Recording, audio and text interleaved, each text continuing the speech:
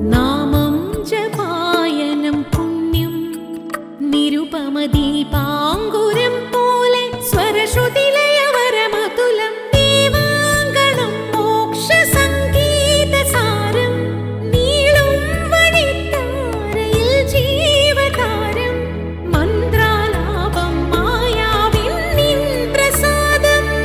ദീപം ദീപം ദീപം ദീപം.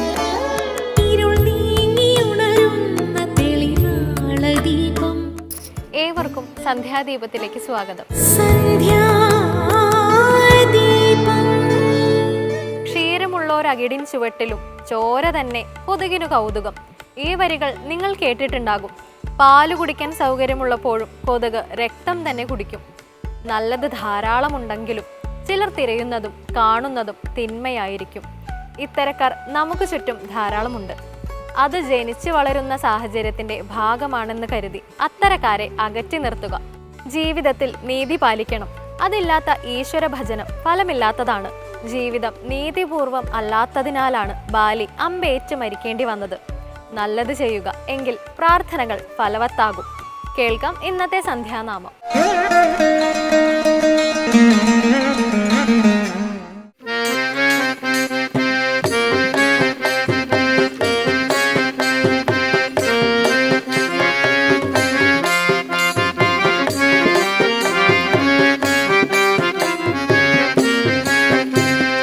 കാത്തരുളേണം ഞങ്ങളെ നിത്യം കാനനവാസാമണികണ്ഠ. കദനക്കടലിൽ നീന്തിടുമെന്നെ കരകയറ്റേണം ശാസ്താവേ. കാത്തരുളേണം ഞങ്ങളെ നിത്യം കാനനവാസാമണികണ്ഠ. കദനക്കടലിൽ നീന്തിടുമെന്നെ കരകയറ്റേണം ശാസ്താവേ. ശരണം ശരണം സ്വാമിയെ ശരണം, സ്വാമിയെ ശരണം അയ്യപ്പ. ശരണം ശരണം സ്വാമിയെ ശരണം, ശരണം ശരണം ശാസ്താവേ.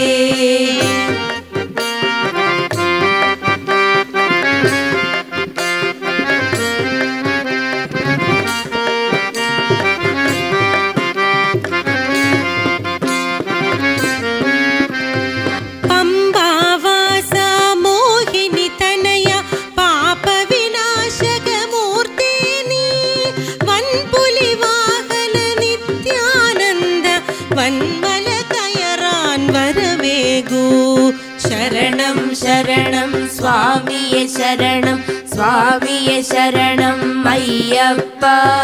ശരണം ശരണം സ്വാമിയെ ശരണം, ശരണം ശരണം ശാസ്താവേ. പമ്പാവാസ മോഹിനി തനയ പാപവിനാശകമൂർത്തി നീ.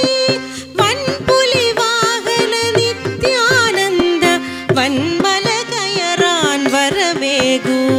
ശരണം ശരണം സ്വാമിയെ ശരണം, സ്വാമിയെ ശരണം അയ്യപ്പ. ശരണം ശരണം സ്വാമിയെ ശരണം, ശരണം ശരണം ശാസ്താവേ.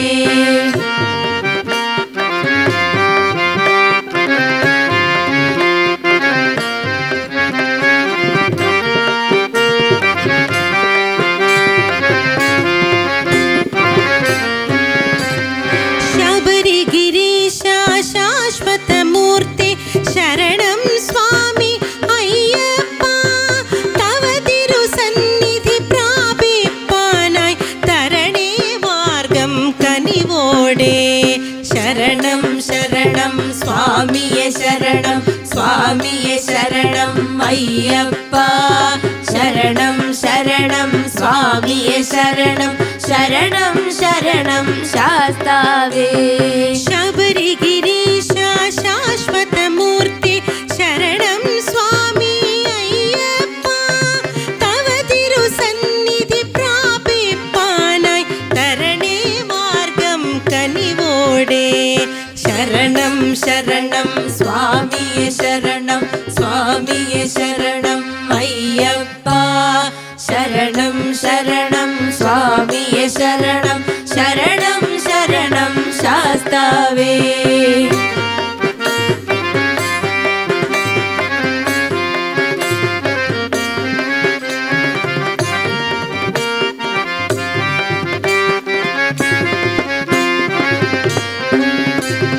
കോമള വിഗ്രഹം നിത്യം ഞങ്ങൾ തൻ കാമാർത്തികളെ കളയണം.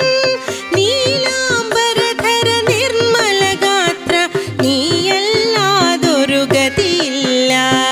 ശരണം ശരണം സ്വാമിയെ ശരണം, സ്വാമിയെ ശരണം അയ്യപ്പ. ശരണം ശരണം സ്വാമിയെ ശരണം, ശരണം ശരണം ശാസ്താവേ. കോമള വിഗ്രഹം നിത്യം ഞങ്ങൾ തൻ കാമാർത്തികളെ കളയണം. നീലാംബരധര നിർമ്മലഗാത്ര നീയല്ലാതൊരു ഗതിയില്ല. ശരണം ശരണം സ്വാമിയെ ശരണം, സ്വാമിയെ ശരണം അയ്യപ്പ. ശരണം ശരണം സ്വാമിയെ ശരണം, ശരണം ശരണം ശാസ്താവേ. കാത്തരുളേണം ഞങ്ങളെ നിത്യം കാനനവാസ മണികണ്ഠ. കദനക്കടലിൽ നീന്തിടുമെന്നെ കരകയറ്റേണം ശാസ്താവേ. കാത്തരുളേണം ഞങ്ങളെ നിത്യം കാനനവാസ മണികണ്ഠ. കദനക്കടലിൽ നീന്തിടുമെന്നെ കരകയറ്റേണം ശാസ്താവേ. ശരണം ശരണം സ്വാമിയെ ശരണം, സ്വാമിയെ ശരണം അയ്യപ്പ. ശരണം ശരണം സ്വാമിയെ ശരണം, ശരണം ശരണം ശാസ്താവേ. ശരണം ശരണം ശാസ്താവേ, ശരണം ശരണം ശാസ്താവേ.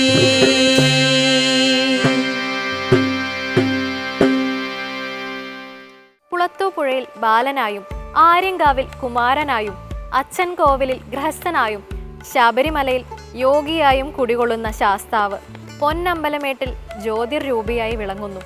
നിരവധി ഐതിഹ്യങ്ങൾ ഇതുമായി ബന്ധപ്പെട്ട് കിടക്കുന്നുണ്ട്. കേൾക്കാം ഇന്നത്തെ കഥയമമയിലൂടെ. എല്ലാ സജ്ജനങ്ങൾക്കും വിനീതമായ നമസ്കാരം. സ്വാമി ശരണമയ്യപ്പ. മകരവിളക്ക് ദിവസം പന്തള രാജാവിൻ്റെ അഭ്യർത്ഥന പ്രകാരം ഭഗവാൻ തൻ്റെ അച്ഛൻ കൊടുത്തയച്ചിട്ടുള്ള ആഭരണങ്ങളൊക്കെ അണിഞ്ഞ് ആ പന്തള രാജകുമാരൻ്റെ വേഷത്തിൽ തന്നെ കാണാൻ കാത്തു നിൽക്കുന്ന ലക്ഷക്കണക്കിന് ഭക്തർക്ക് ദർശനം നൽകാനായി ഭഗവാന്റെ ആ തിരുനട തുറക്കുന്ന സമയത്ത് ആ സന്നിധാനത്ത് ആ സമയത്ത് നിലനിൽക്കുന്ന എത്രയോ ആളുകൾ, പോരാത്തതിന് മറ്റ് പല ഭാഗങ്ങളിലായിട്ട് തമ്പടിച്ചിട്ടുള്ള ആളുകൾ, ഇവരെല്ലാവരും ഒരുപോലെ അവരുടെ ആ ദൃഷ്ടി ഒരു ദിവ്യ ദർശനത്തിന് വേണ്ടി വളരെയധികം ആഗ്രഹത്തോടു കൂടി ഒരു ഭാഗത്തേക്ക് മാറ്റുന്നത് കാണാം. അത് മറ്റെവിടേക്കുമല്ല, ഭഗവാന്റെ തന്നെ മൂലസ്ഥാനമായിട്ട് വിശ്വസിക്കപ്പെടുന്ന സാക്ഷാൽ പൊന്നമ്പലമേട്ടിലേക്കാണ്. അവിടെയാണ് മകരജ്യോതി തെളിയുന്നത്. ഇന്നത്തെ ഈ അധ്യായത്തിൽ നമ്മൾ സംസാരിക്കാൻ പോകുന്നത് പൊന്നമ്പലമേടിനെ കുറിച്ചാണ്. പൊതുവിൽ ശബരിമലയെ തന്നെ നമ്മൾ പൊന്നമ്പലം എന്നാണ് വിളിക്കുക. അത് ഭഗവാന്റെ ആ ആലയത്തെ ആ പേര് ചൊല്ലി വിളിക്കാൻ പ്രത്യേക ഇഷ്ടമാണ് നമ്മൾ മലയാളികൾക്ക്.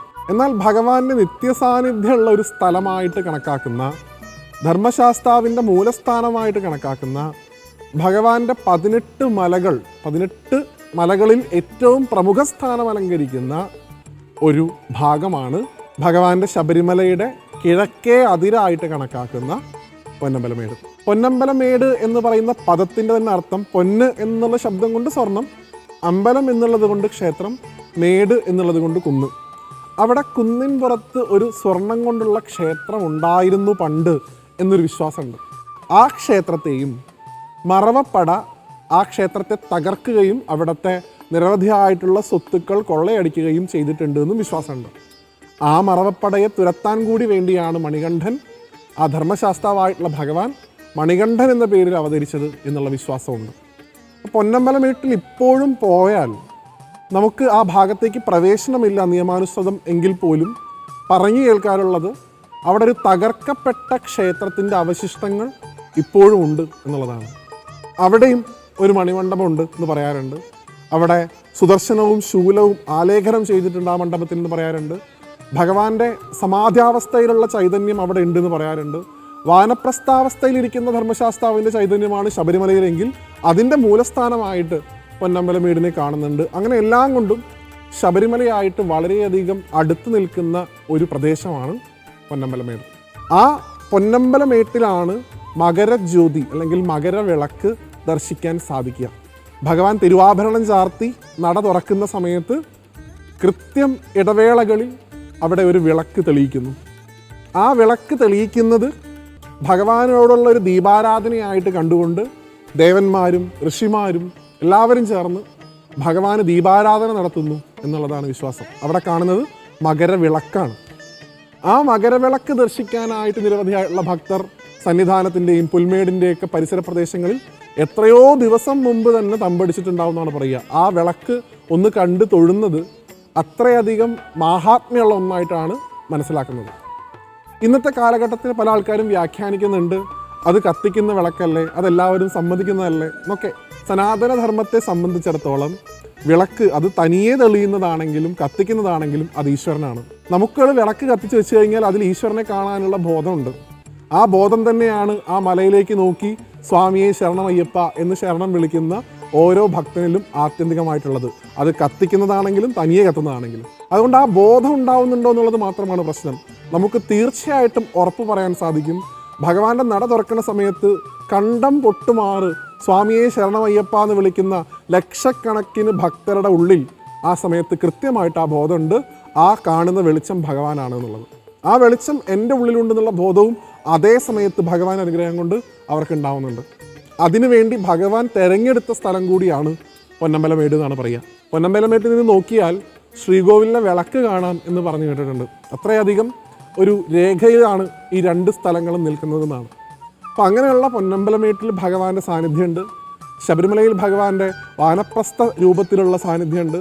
ഈ ലോകത്ത് മുഴുവൻ ഭഗവാൻ ഇങ്ങനെ നിറഞ്ഞു നിൽക്കുകയാണ്. അങ്ങനെയുള്ള ആ ഭഗവാന്റെ പൊന്നമ്പലമേടിനെ ഇവിടെ ഇരുന്നുകൊണ്ട് നമുക്ക് ഇന്ന് സാഷ്ടാംഗം നമസ്കരിക്കാം. ആ പൊന്നമ്പലമേട് ആത്യന്തികമായിട്ട് നമ്മുടെ മനസ്സായിട്ട് സങ്കല്പിക്കാം. അവിടെ കത്തുന്ന മകരവിളക്ക് നമ്മുടെ മനസ്സിൽ കത്തുന്ന ഒരു നെയ്വിളക്കായി അത് സാക്ഷാൽ ഭഗവാൻ തന്നെയായിട്ട് സങ്കല്പിക്കാം. അത് കൊളുത്തുക എന്നുള്ളതാണ് നമ്മുടെ ഓരോരുത്തരുടെയും ഉത്തരവാദിത്വം. ഇരുട്ട് മൂടിക്കിടക്കുന്ന നമ്മുടെ മനസ്സാകുന്ന പൊന്നമ്പലമേടിൽ ഒരു മകരവിളക്ക് തെളിയിക്കുക. ആ വിളക്കിൽ നിന്ന് വരുന്ന തലമുറയ്ക്കുള്ള ജ്ഞാനത്തിൻ്റെ വെളിച്ചം പകർന്നു നൽകുക. ഇതാണ് ഇന്നത്തെ കാലഘട്ടത്തിൽ മകരവിളക്ക് കാണുമ്പോൾ, പൊന്നമ്പലമേട് കാണുമ്പോൾ നമ്മൾ ഓരോരുത്തരും ആത്യന്തികമായിട്ട് മനസ്സിലാക്കേണ്ടത്. ഭഗവാന്റെ മൂലസ്ഥാനം എന്നുള്ള നിലയ്ക്കും ഭഗവാന്റെ തന്നെ ഒരു അവതാരം അഗ്നിസമാധിയായി അവിടെ എന്നുള്ള വിശ്വാസമുണ്ട്. അതുകൊണ്ടാണ് വിളക്ക് കാണിക്കുന്നതെന്നുള്ള മറ്റൊരു വിശ്വാസമുണ്ട്. ഇങ്ങനെ നിരവധിയായിട്ടുള്ള വിശ്വാസങ്ങളുടെയും തത്വചിന്തയുടെയൊക്കെ ഒരു അടിസ്ഥാനമാണ് പൊന്നമ്പലമേട് എന്ന് പറയുന്നത്. അതിന് ഒരു തരത്തിലുള്ള ചൂഷണങ്ങൾക്ക് വിധേയമാകാതെ സംരക്ഷിക്കേണ്ട ഉത്തരവാദിത്വം നമുക്കുണ്ട്. ഈ അടുത്ത കാലത്ത് പൊന്നമ്പലമേടിനെ പോലും ചൂഷണം ചെയ്യുന്ന തരത്തിലുള്ള ചില നടപടികൾ പല ആളുകളുടെ ഭാഗത്തുനിന്നുണ്ടായി. അത് സാക്ഷാൽ ഭഗവാന്റെ മൂലസ്വരൂപമുള്ള സ്ഥലമാണ്. ശ്രീകോവിലിന് കൊടുക്കുന്ന പരിശുദ്ധി അതിനും കൊടുക്കേണ്ടതായിട്ടുണ്ട്. അത് സംരക്ഷിത മേഖലയായിട്ട് കണക്കാക്കുകയാണെങ്കിൽ അങ്ങനെ തന്നെ കണക്കാക്കേണ്ട ഒന്നാണ്. അവിടെ ആരാധന നടത്തിയിരുന്നൊരു വിഭാഗം ഉണ്ടെങ്കിൽ അവർക്ക് അതിൻ്റേതായിട്ടുള്ള ആരാധനാ സ്വാതന്ത്ര്യം ഇന്നും ഉണ്ടാവേണ്ടതാണ്. ഇങ്ങനെ എല്ലാം കൊണ്ടും പ്രാധാന്യം അർഹിക്കുന്ന ആ പൊന്നമ്പലമേടിനെ മനസ്സുകൊണ്ട് സാഷ്ടാംഗം നമസ്കരിച്ചുകൊണ്ട് ഭഗവാന്റെ ആ പാതാരവിന്ദങ്ങളിലേക്ക് ഇന്നത്തെ ഈ അധ്യായത്തെ സമർപ്പിച്ചുകൊണ്ട് വിടവാങ്ങുന്നു. എല്ലാവർക്കും നന്ദി. സ്വാമി ശരണമയ്യപ്പ. രാജഭരണകാലത്ത് ശത്രു രാജാവിന്റെ ശക്തി ക്ഷയിപ്പിക്കാൻ അദ്ദേഹത്തിന്റെ ആരാധനാമൂർത്തിയുടെ ശക്തി ക്ഷയിപ്പിക്കുക എന്നൊരു തന്ത്രമുണ്ടായിരുന്നു. വിഗ്രഹങ്ങൾ കടത്തിക്കൊണ്ടുപോകുക, ക്ഷേത്രം തകർക്കുകയോ മലിനമാക്കുകയോ ചെയ്യുക, പൂജ മുടക്കുക എന്നിങ്ങനെ. ക്ഷേത്രങ്ങളാണ് ഒരു നാടിന്റെ കരുത്ത് എന്ന് വിശ്വസിക്കപ്പെട്ടിരുന്ന കാലമായിരുന്നു അത്. കാണാം ദീപാരാധന കാഴ്ചകൾ.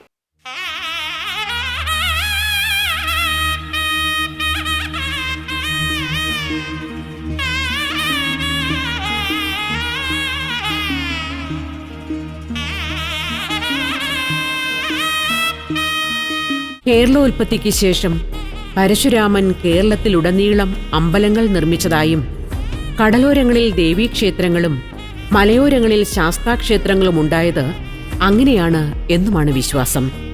എന്നാൽ കാലക്രമത്തിൽ ദേശഭേദങ്ങളില്ലാതെ ഭക്തരുടെ ആവശ്യപ്രകാരം എല്ലാ പ്രദേശങ്ങളിലും ക്ഷേത്രങ്ങൾ നിർമ്മിക്കപ്പെട്ടു.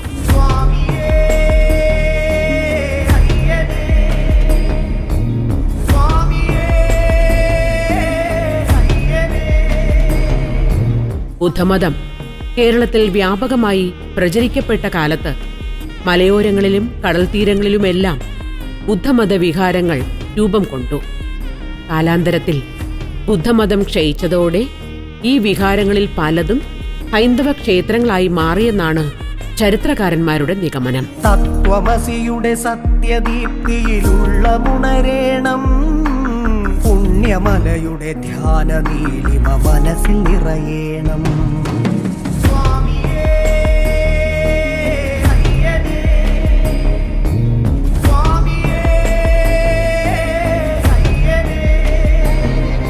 ഇന്ന് കേരളത്തിന്റെ കടൽത്തീരങ്ങളുമായി ബന്ധപ്പെട്ട സ്ഥലങ്ങളിൽ സ്ഥിതി ചെയ്യുന്ന ക്ഷേത്രങ്ങളിൽ ചിലതെങ്കിലും ബുദ്ധവിഹാരങ്ങളുടെ പരിഷ്കൃത രൂപമാണ്.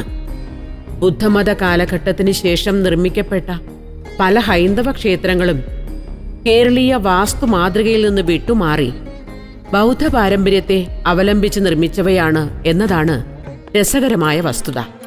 ഇത് കൊച്ചി തുറമുഖവുമായി ബന്ധപ്പെട്ട് കിടക്കുന്ന വെല്ലിംഗ്ടൺ ഐലൻഡ്. ഭാവയപ്പം ബാബാലം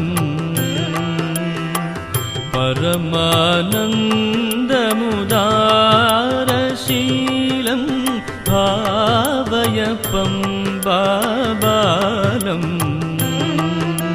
വേമ്പനാട്ട് കായലാൽ ചുറ്റപ്പെട്ട് കിടക്കുന്ന ഈ ദ്വീപിന് 780 ഏക്കർ വിസ്തൃതിയുണ്ട്.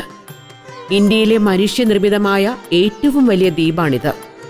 1920 മുതൽ 1929 വരെ നടന്ന പ്രവർത്തനങ്ങളുടെ ഫലമായാണ് ഈ ദ്വീപ് രൂപം കൊണ്ടത്. വലിയ കപ്പലുകൾ കടക്കാൻ പാകത്തിന് കടൽ ആഴം കൂട്ടുന്നതിന്റെ ഭാഗമായി നീക്കം ചെയ്ത മണ്ണ് നിക്ഷേപിച്ച് നിർമ്മിച്ച ദ്വീപാണിത്.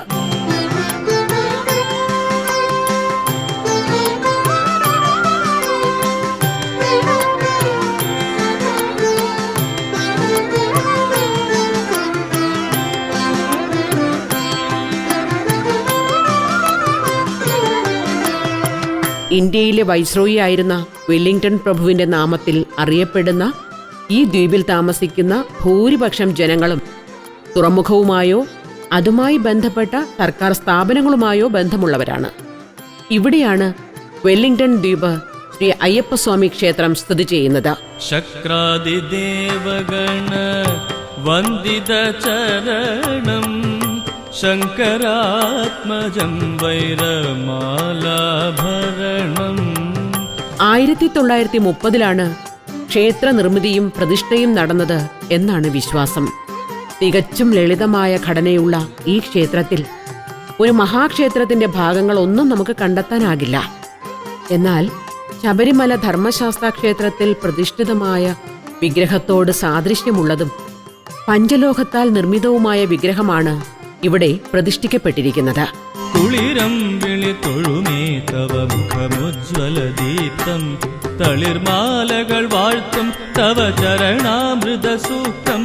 വെല്ലിംഗ്ടൺ ഐലൻഡ് അയ്യപ്പ ക്ഷേത്രം സ്ഥാപിതമായത് 1930 വർഷത്തിലാണ്. ഈ വെല്ലിംഗ്ടൺ ഐലൻഡ് നമ്മൾ ഇന്ത്യയിലെ ഏറ്റവും വലിയ മനുഷ്യനിർമ്മിതമായ ഐലൻഡുകൾ ഏറ്റവും വലിയ ഐലൻഡാണ്. ഇത് 4 വശത്തും വേമ്പനാട് കായലാൽ ചുറ്റപ്പെട്ട് കിടക്കുന്ന ഒരു ഐലൻഡിൽ നിർമ്മിതമായ ഒരു അയ്യപ്പ ക്ഷേത്രമാണ്. അതാണ് ഇവിടുത്തെ ഏറ്റവും വലിയ പ്രത്യേകത. അറിവോടെ അറിയാതെ വന്ന പിഴകൾക്ക് അറിവില്ല പൈതലേ മാപ്പാക്കണം. ചതുരാകൃതിയിലുള്ള ശ്രീകോവിലും നമസ്കാര മണ്ഡപവും ചുറ്റുമതിലും ഒരു കമാനവും കൊടിമരവും അടങ്ങുന്നതാണ് ഈ ക്ഷേത്രം. ശ്രീഭൂതനാഥനേ ശരണം, ശ്രീനാഥഭൂതനേ ശരണം, വേദാന്ത വേദ്യനേ ഏകാന്തവാസനേ ആനന്ദ ചിത്തനേ ശരണം. ശബരിമലയിലെ ക്ഷേത്രം വനത്താൽ ചുറ്റപ്പെട്ട് കിടക്കുന്നുവെങ്കിൽ ഇവിടം ജലത്താൽ ചുറ്റപ്പെട്ട് കിടക്കുന്നു. വാടാത്തൊരു വസന്തമല്ലികപ്പൂ പോലെ എൻ്റെ ഇളമനസ്സിൽ തേനി നിൽക്കും അയ്യപ്പ, പാണോടും പമ്പയിലെ ഓളം പോൽ നാം പാടുന്നേ തേടുന്നേ അയ്യപ്പ.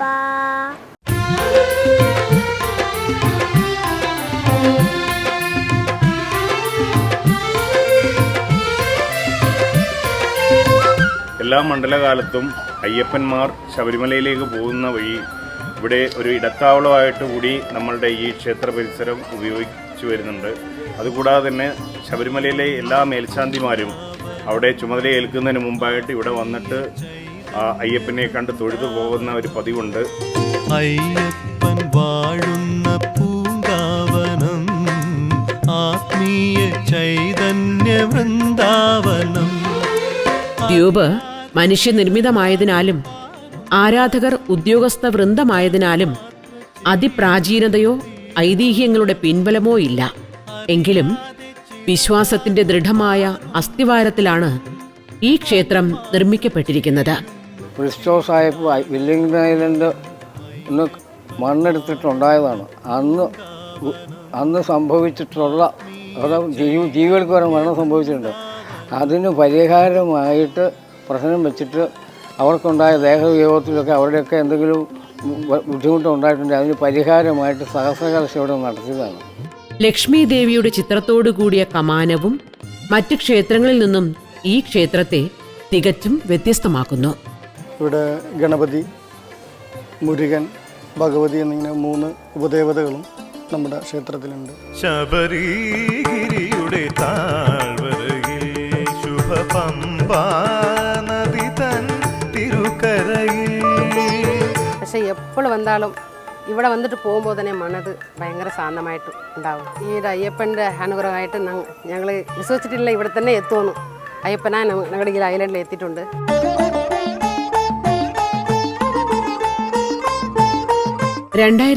ലാണ് ക്ഷേത്രത്തിന്റെ പുനഃപ്രതിഷ്ഠ നടന്നത്. ധനുമാസത്തിലെ ഉത്രം നാളുമായി ബന്ധപ്പെട്ടാണ് ഇവിടെ ഉത്സവം നടത്തിവരുന്നത്. ധനുമാസത്തിലെ ഉത്രത്തിന് 6 നാൾ മുൻപ് സർവൈശ്വര്യ പൂജയോടെ കൊടിയേറുന്നു. ഒരു ദ്വീപിന്റെ പരിമിതിക്കുള്ളിൽ നിന്നുകൊണ്ട് ഉത്സവം വിപുലമായി ആഘോഷിക്കപ്പെടുന്നു. ഒരു മാസത്തിലെ ഉത്തരത്തിലാണ് നമ്മുടെ ഭഗവാന്റെ ആറാട്ട് ദിവസത്തിൻ്റെ അവിടുന്ന് പിന്നിലോട്ട് 6 ദിവസമാണ് നമ്മൾ ഉത്സവത്തിനായിട്ട് തിരഞ്ഞെടുക്കാറുള്ളത്. ഈ വർഷത്തെ ഉത്സവം ജനുവരി മാസം 4-ാം തീയതി ആരംഭിക്കുകയാണ്. കൊടിയേറ്റത്തോടുകൂടി ആരംഭിക്കുകയാണ്. ഉത്രം ആറാട്ടോടുകൂടി അവസാനിക്കുകയും ചെയ്യുന്നു. തേടി വരും കണ്ണുകളിൽ ഓടിയെത്തും സ്വാമി, തിരുവിളക്കിൻ കതിരൊളിയിൽ കുടിയിരിക്കും സ്വാമി. അയ്യപ്പ സ്വാമി, അയ്യപ്പ സ്വാമി. വിഷ്ണുവും നീ, ശിവനും നീ, ശ്രീ മുരുകനും നീ, പരാശക്തിയും നീ, ബുദ്ധനും നീ, അയ്യപ്പ സ്വാമി. വിഷ്ണുവും നീ, ശിവനും നീ, ശ്രീ മുരുകനും നീ, പരാശക്തിയും നീ, ബുദ്ധനും നീ, അയ്യപ്പ സ്വാമി.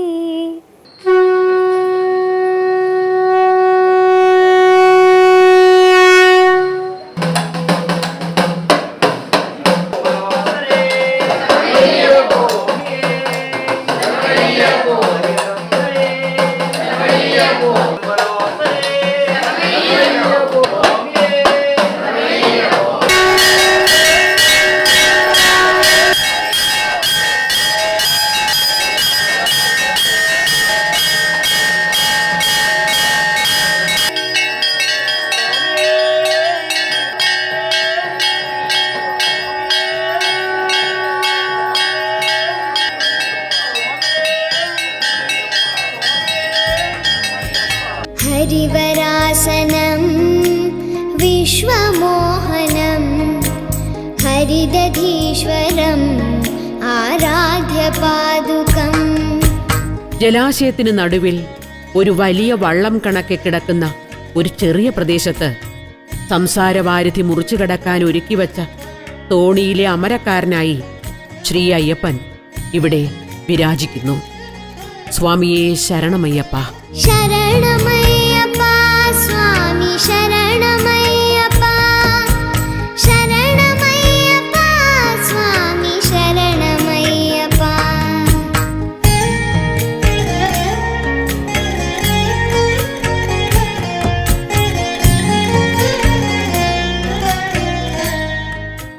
കള്ളവും ചതിയുമെല്ലാം ഇന്നോ ഇന്നലെയോ ഉണ്ടായതല്ല.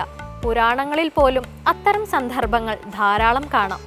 എന്നാൽ അത് സൂക്ഷ്മതയോടെ പഠിച്ചാൽ ഇവയുണ്ടാക്കുന്ന സാഹചര്യങ്ങളും പ്രതിരോധ മാർഗങ്ങളുമെല്ലാം അതിൽ കാണാം. പുരാണങ്ങൾ വെറും വായനയ്ക്കായുള്ളവയല്ല. ഇന്നത്തെ സന്ധ്യാദീപം ഇവിടെ അവസാനിക്കുന്നു. ഏവർക്കും നന്ദി.